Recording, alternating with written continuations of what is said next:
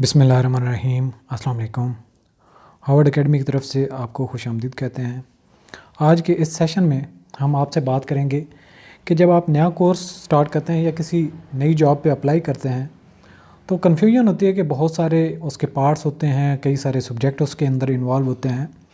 तो हम किस तरीके से उसको टैक्टफुली हैंडल करें जिससे प्रेशर भी ना हो और इफ़ेक्टिवली हम अच्छे तरीके से तैयारी भी कर सकें। सेम ये जो आपका पैटर्न है ये CSS के एग्ज़ाम के लिए, PCS के एग्ज़ाम के लिए, PMS के एग्ज़ाम के लिए और बाकी एकेडमिक लेवल पे अगर कोई किसी क्लास को आप पढ़ रहे हैं या कोई कोर्स कर रहे हैं तो उसके लिए भी इक्वली इम्पॉर्टेंट है। सबसे पहले आपने क्या करना है कि जो भी पोस्ट है, जिस भी कोर्स को आप ज्वाइन, हम इस पोस्ट को, स्टडी को या जो भी आपका टास्क है हम उसको कोर्स का अब नाम देते हैं ताकि आप उसमें कंफ्यूज ना हो। तो जो भी आप कोर्स लेते हैं उसके अंदर फर्दर टॉपिक्स होते हैं, उसके हिस्से होते हैं। तो आपने देखना होता है जिस पे आपकी अल्टीमेटली ग्रिप ज़्यादा है, जिसको आप कुछ ज़्यादा टाइम दिए बगैर भी कवर कर सकते हैं, तो उसको आप ज़्यादा प्रायोरिटी ना दें। और रिलेटिवली जो टॉपिक आपको मुश्किल लगता है, जिस पे आपकी ग्रिप कम है, जिसकी आपने पहले प्रैक्टिस नहीं की हुई या जिसको अंडरस्टैंड करना आपके लिए थोड़ा सा मुश्किल होता है, जो आपके नेचर के साथ मैच नहीं करता, उसको टॉप प्रायोरिटी पे रखें, उसको ज़्यादा फोकस करें। और जैसे ही आप उसको स्टार्ट करते हैं तो आपकी, जब भी आप हर दूसरे दिन जब आप उसको स्टडी करेंगे तो फ्रेश मूड के साथ स्टडी करेंगे तो जो मुश्किल सब्जेक्ट होगा वो आपको ज़्यादा फोकस्ड रहेंगे और उसको याद करना आसान होगा। तो ये पहला स्टेप है, list of courses priority wise difficult to easy. जैसा कि Q1 है, Q2 है, Q3 है, तो आप इसका Q1 मतलब कि वो कतार या वो लाइन जिसमें आपने टॉप प्रायोरिटी के अहम सब्जेक्ट्स को रखना है जो आपको मुश्किल लगते हैं। दूसरे पे वो जो रिलेटिवली आपको उससे आसान लगते हैं और एंड पे आपने वो सब्जेक्ट रखने हैं जो आपको ज़्यादा आसान लगते हैं। इसके बाद find a study partner that can help you where you feel difficulty. आप जब भी कोई स्टडी शुरू करते हैं तो कोशिश करें कि अपना स्टडी प्लान के साथ आपका कोई पार्टनर हो। अगर आप फीमेल हैं तो साथ फीमेल बेहतर रहेगा, मेल हैं तो दोनों मेल इकट्ठे सही रहेगा, क्योंकि आप आपस में कम्युनिकेट करते हुए जो जेंडर जो बैरियर है वो प्रॉब्लम नहीं होता और आप इजीली कम्युनिकेट कर सकते हैं एक दूसरे से और आपका फोकस स्टडी पे रहता है। तो बेहतर होता है कि जो भी आप कोर्स स्टार्ट करें, जो भी स्टडी प्लान लेके चलें, उसमें आपका साथ में भी कोई स्टडी करने वाला ऐसा दोस्त हो जिसकी टारगेट्स या गोल्स आप जैसी ही हों। इसके बाद regular time allocation over way the difficult area of study, यानी कि आपने एक टाइम टेबल बनाना है। शुरू में आप निस्बतन कम टाइम दे रहे होंगे, लेकिन आहिस्ता आहिस्ता आपके स्टडी करने का स्टेमिना इतना बन जाएगा जिससे आप ज़्यादा स्टडी कर सकते हैं। यानी कि शुरू में हो सकता है 2-3 घंटे आप 24 घंटों में पढ़ें, उसके बाद हो सकता है with the passage of time जब 2 महीने गुजरें, 3 महीने गुजरें, तो आपकी स्टेमिना जो है 8 घंटों तक पहुंच चुका हो। और जब 8-10 महीने आपको एक स्टडी करते हुए पहुंच चुके हैं तो आपके 12-14 घंटे तक भी स्टडी करने का प्लान। सेम इसी तरीके से होता है, जो बच्चे होते हैं थोड़ी देर पढ़ने के बाद थक जाते हैं और जब आप PhD के लेवल पे पहुंचते हैं तो आप बहुत ज़्यादा स्टडी करते हैं। मतलब आपके पास इतना स्टेमिना होता है कि आप regularly with the continuous time जो है वो फोकस रख सकते हैं। आपका स्टेमिना भी मजबूत होता है, आपकी कंसंट्रेशन भी होता है, आपका एक्सपीरियंस भी होता है। तो डेफिनेटली आपने इस तरीके से अपने स्टेमिना बिल्ड करना है और स्टडी प्लान बनाना है। स्टडी प्लान आपका लाजमी होना चाहिए। स्टडी प्लान यानी कि आपने डेली बेसिस पे कितने घंटे पढ़ना है। मॉर्निंग में उठ के आपने 2 घंटे पढ़ना है, इवनिंग में आपने घंटा 2 घंटे पढ़ने हैं और दरमियान में आपकी कोई ना कोई एक्टिविटी अगर थोड़ा बहुत आपको टाइम मिलता है तो स्टडी का प्लान लाजमी तौर पे बनाएं, जिससे आप सैटरडे संडे से लेके सो ऑन पूरे वीक में एक दिन रेस्ट का रख लें और बाकी आपने किस चीज़ को कितना टाइम देना है, इंटरनेट पे कितनी जो आपने ब्राउजिंग करनी है, आपने गूगल करना है, सर्च करनी है चीज़ें जो आपको प्रॉब्लम है। तो आपके पास एक रेड बुक होनी चाहिए जिसमें आपके जितने भी प्रॉब्लम्स होते हैं जिनको आप सॉल्व करने की कोशिश करते हैं वो उधर प्रॉब्लम आपके लिखे होने चाहिए। जब भी आपको कोई एक्सपर्ट अपनी फील्ड का मिले तो उनमें से रेलेवेंट क्वेश्चन पूछ के उसको अंडरलाइन कर सकते हैं या क्रॉस कर सकते हैं।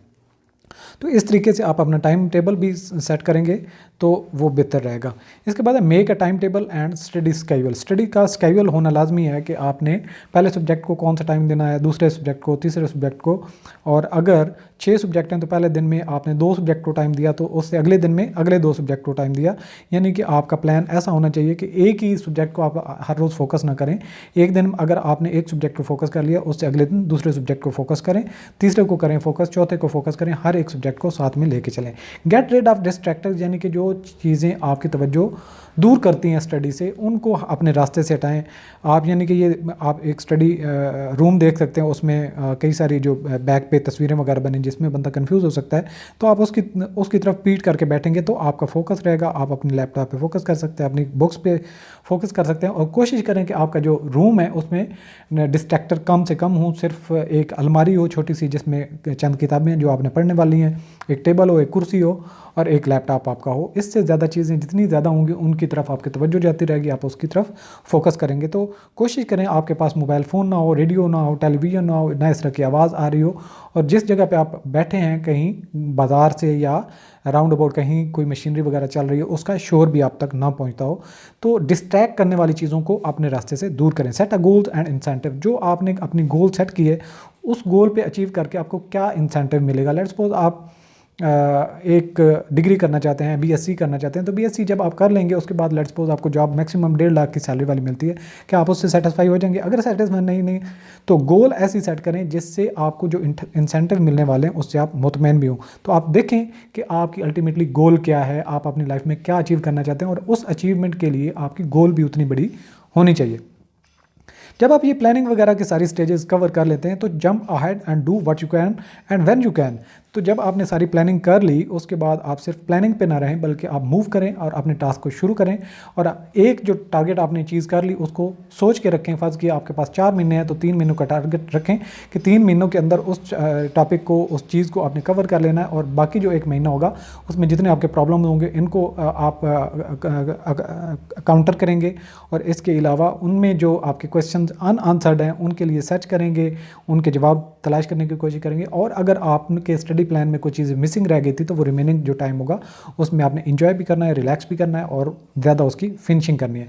इसके बाद है explore ways to multitask that don't contribute to cognitive overload. यानी कि आप एक टाइम में फ़र्ज़ किया कहीं पे टाइपिंग वाला आप काम कर रहे हैं तो साथ में आप म्यूज़िक भी सुन सकते हैं, साथ में आप अपने लेक्चर को प्ले करके उसकी ऑडियो सुन सकते हैं। तो टाइपिंग तो आप ही कर ही रहे हैं, उससे डिस्ट्रैक्ट नहीं होते। यानी कि आप एक वक्त में जब आपकी तवज्जो इतनी ज़्यादा नहीं है तो दूसरी तरफ आप अपने आप को रिलैक्स कर सकते हैं। जब आप सोने जा रहे हैं तो साथ में आप ये भी देखें कि कोई चीज़ जो आपको याद नहीं होती, उस पर तवज्जो की ज़रूरत होती है, उसको एक दफ़ा देख लें ताकि आपके माइंड में वो चीज़ आप उस पर वर्कआउट कर रहे हो। तो हो सकता है कि आपका जब रिलैक्स हो तो प्लान भी आ रहा है।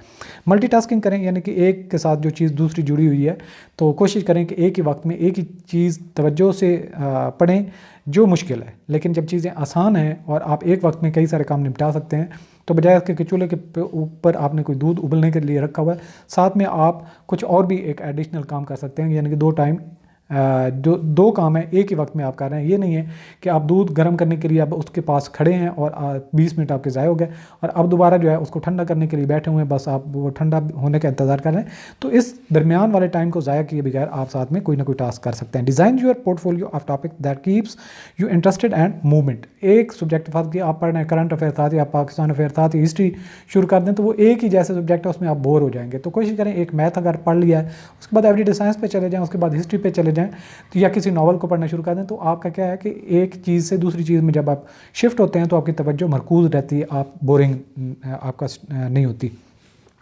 इसके बाद है ask for help from your mentor. जो आपका टीचर है, जो आपका दोस्त है, जो आपकी हेल्प कर सकता है, आप अपने इर्द गिर्द में, अपने सीनियर में से, अपने पेरेंट्स के रिश्तेदारों में से, या कोई भी जो आपको अच्छे तरीके से गाइड कर सकता है या हेल्प आउट कर सकता है। जहाँ पे आप फंस जाते हैं, जब आप बिल्कुल दिल हार के बैठ जाते हैं, हिम्मत आपकी जवाब दे जाती है, आपका स्टेमिना जवाब दे जाता है और आपको समझ नहीं आती आपको क्या करना चाहिए, तो आपका एक मेंटर होना चाहिए जो आपको गाइड करे, जो आपको सहारा दे, जो आपके प्रॉब्लम से आपको बाहर निकाले। और एक जो मेंटर होता है वो बहुत सारे ऐसे प्रॉब्लम जिनमें आप फंसे हुए दिन 3-3, 4-4 घंटे ज़ाया कर दें, हफ्ते ज़ाया कर दें, तो वो मेंटर आपको थोड़ी सी टिप देगा तो वो आप उस चीज़ से बाहर निकल सकते हैं। तो मेंटर को बहुत अहमियत दें। आपका टीचर ऐसा होना चाहिए जो वेल एक्सपीरियंसड हो, जो उन चीज़ों से गो थ्रू हो चुका हो, जिसको उन चीज़ों का पता हो। तो ऐसे मेंटर से आपको अच्छी मिल सकती है।